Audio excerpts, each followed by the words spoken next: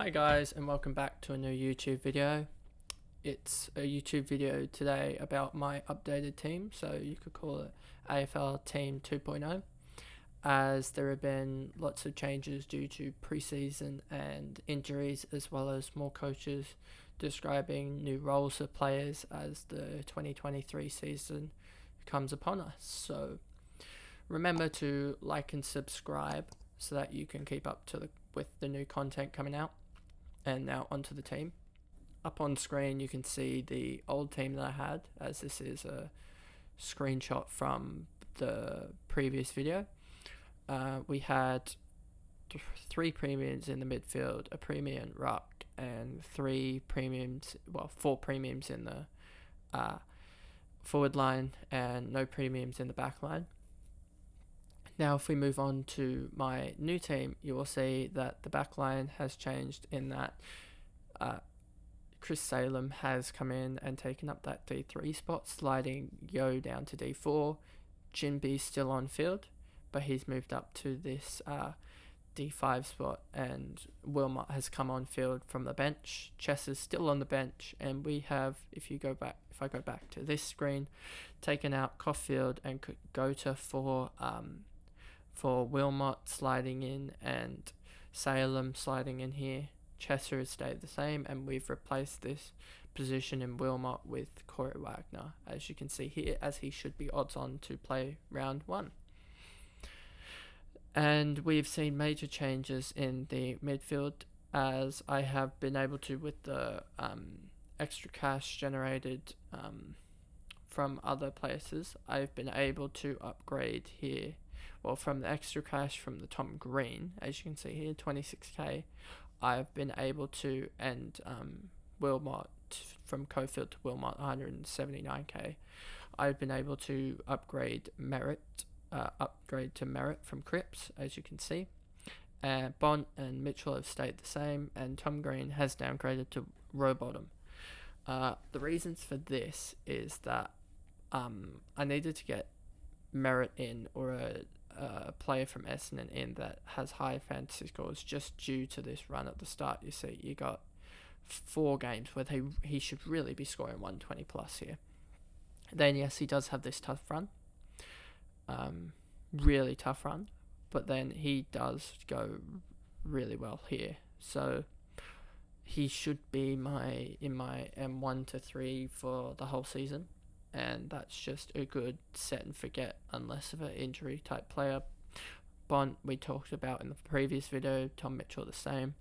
Rowbottom I got him because his last 5 games last year he averaged 105, and he has this really good start here. Plus he should be doing well against Melbourne and Port, just due to tackling and his ability for that. So that's why he was brought in, and I needed to just get into the Swans team, as their schedule does have pockets where, especially the start, you see 2 games here, plus they really should match up well against Melbourne, so that should be still the good scorers should be able to score there. The bottom for the midfielders has not changed, and the bench has not changed. The rucks haven't changed, although I'm thinking Heath probably won't get a game, even though Allison has gone down. So he probably won't get that game that he's, I guess, needed to get the value. So if we look at rucks and we look at 200k, then you will see there's plenty of rucks here. I will just have to see if any one of them gets a game. Maybe Kessler gets a game, Keeler gets a game, but I doubt it. Maybe we go with the Edwards, just because he would be up there with a chance, but there isn't much to go with here that would get a game. Probably Madden would be the next choice, just due to Pruce's injury and suspensions, that he would have a chance. If we look at the forward line, top 3 not changed, hopefully won't change for the season. Then I've changed. Errol Gulden is one that I've wanted to put in. He's a little bit of a risk, but I think he could easily get good numbers against a lot of these teams, especially being on that wing and half forward. Even that's a good fixture to play. Adelaide Oval should be good scoring for him on the wing.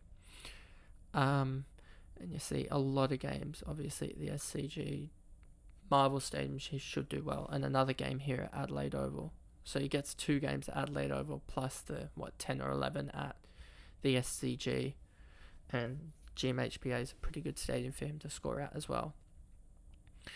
So he's in because I needed to get another player into that Swans setup. Plus also he is that swing player if Meek is not named as round 1. So if I take these guys out and I change it to the likes of English, because he would be English or Wits, but I'd probably go English. But maybe the only reason I would say that is if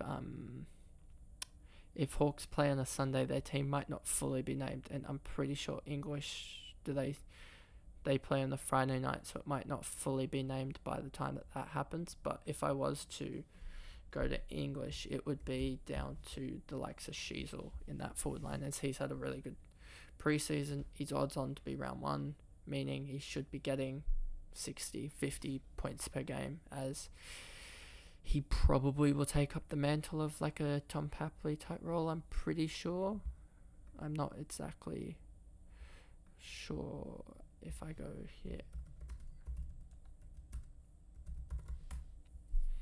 Harry Shears with 184, that's not a key position player, so he should be able to play as that small forward type, maybe a medium forward.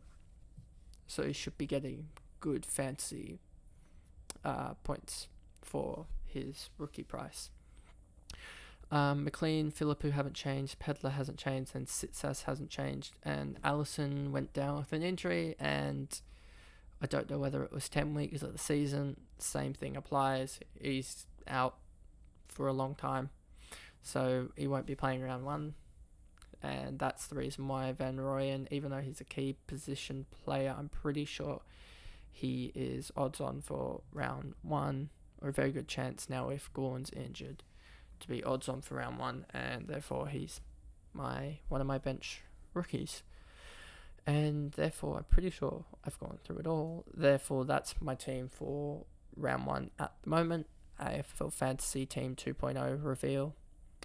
If you want to catch up and get my in-depth analysis on the likes of Rowan Marshall and the guys that I haven't changed, then go over to the video over here, which will show you the 1.0 team reveal. And remember that to like and subscribe, and to also watch out for more content coming later this week, and for more my introduction into So Rare basketball and football. Thanks guys, thanks for watching.